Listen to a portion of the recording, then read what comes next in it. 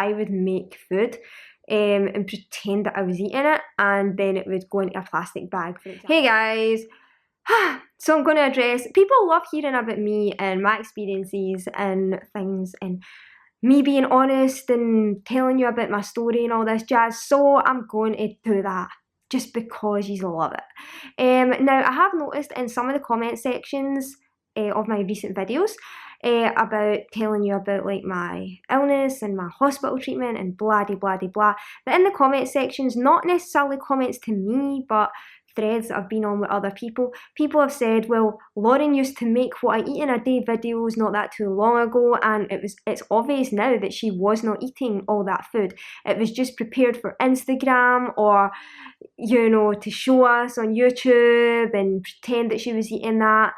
And I understand why you think that, because if I had been eating that food, why the hell did I not gain weight? You know, why didn't I gain weight if I was eating all that food? Okay, let's address this. 1, I did not prepare the food simply for Instagram or for YouTube and then not eat it. I actually did eat it. Believe it or not, yes, I did. But, I'm sorry if anyone's eating here or anything. Maybe if you're eating a meal, then I'm just going to give you a little warning, maybe turn off the volume here. But let's just say within about 10 to 20 minutes of me finishing that food, it was coming back out the other end. You know, I would sit, as soon as I had finished that food, I experienced the most severe stomach cramps, and then I was pretty much rushing to the toilet, and an explosion out the other end was happening. Yes, sorry for the graphic details, but that is the truth. And you all like the truth. So, I was eating that food, but my body was not absorbing it. It was not taking it in. It could not handle it. And it was pretty much back out again. And obviously, if you're not absorbing the calories and the nutrients from the food, you're not going to gain much weight. Obviously, my body was maybe taking in bits of it, and that's how I had managed to put on some weight, but not as much as you would expect from those volumes that I was showing in my videos. So there you go, guys. Believe it or not, I was not making food just for you guys to see and then chucking it in the bin. Although those comments and things and assumptions kind of hurt me a little bit, in one way I'm kind of hurt by it, but then I'm like, well, you guys don't even know me, and to be honest, that is what a lot of anorexic people do. A lot of anorexic people make food, pretend they're eating it, take photos of it, say that they're recovering, hashtag recovery, and then they bin it, or they give it to someone else, or they put it away.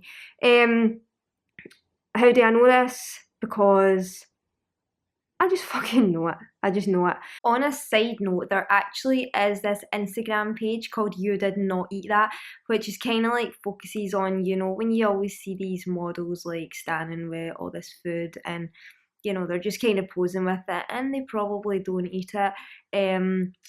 This is kind of a similar thing, and to be honest, I actually kind of find it a little bit funny, to be honest. But anyway, that was just a side note, because I can understand why people think that you don't eat that if you're an anorexic person, when you've got models like this posing with like big pizzas, and it's probably unlikely that they're going to eat it. It is something that I used to do in the past, like when I was like, when like I stayed at home, for example, like in my younger years when I had an eating disorder, I would make food and pretend that I was eating it, and then it would go into a plastic bag. For example, I'd be like, oh, mum and dad, I'm taking my dinner upstairs, into a plastic bag with it. It'd be under the bed, and I'd take it to school the next day, and on my way to school I'd chuck it in a bin. You know, things like that. My school packed lunches always went in the bin. What else? You know, sometimes I would be like, yeah, I'll have a little snack, and I'd be sitting there with a chocolate bar pretending to nibble it, and then as soon as my parents looked away, it'd be in the pocket and then into the nearest bin. So the amount of food that I wasted as a child, as a teenager, anorexic, then yes, I've wasted a lot of food and I have pretended to eat things that I obviously haven't. And this is prevalent in eating disorders. People will pretend, people show big portions that they're going to eat and they don't eat it. They don't, and for obvious reasons, they want people to think that they're eating this food and that they are recovering or they are trying to recover. And they're not, because obviously if I was to say, yes, I'm recovering, and then I put this big white plate up with like, I don't know, a piece of broccoli in the middle of it, first thing that came to my head there, then people are like, you're not recovering. But if I put a plate with a huge big pizza up on it, then people are like, whoa, you're doing so well in your recovery. And people like, I don't know, man. It's just the way that eating disorders work. It's just what happens. But what I want to highlight in this video is the fact that although that is a big trait of eating disorders and anorexia, that there is that stereotype that, if someone's not putting weight, then they're obviously lying about their food intake. Whereas with me, I wasn't, and there are other people who do, they probably are eating those amounts, but the same thing is happening that it is to me. There's also another thing that happens, and this quite often happens with people who have, like myself, are really low weight, have been for a while, really malnourished. What actually happens is something called hypermetabolism kicks in, and your body's just like, oh my god, I'm getting food, and your metabolism just goes through the roof, right? And a number of reasons for this, obviously, but then as well, it's because your body also, it uses a lot of the calories for repair, right? Anorexics have damaged muscles, damaged bones, damaged organs, right? Remember, your heart is a muscle as well. All of these things need to be repaired, and for repair you need fuel, and fuel is calories. So your body's main preference is not to put on fat.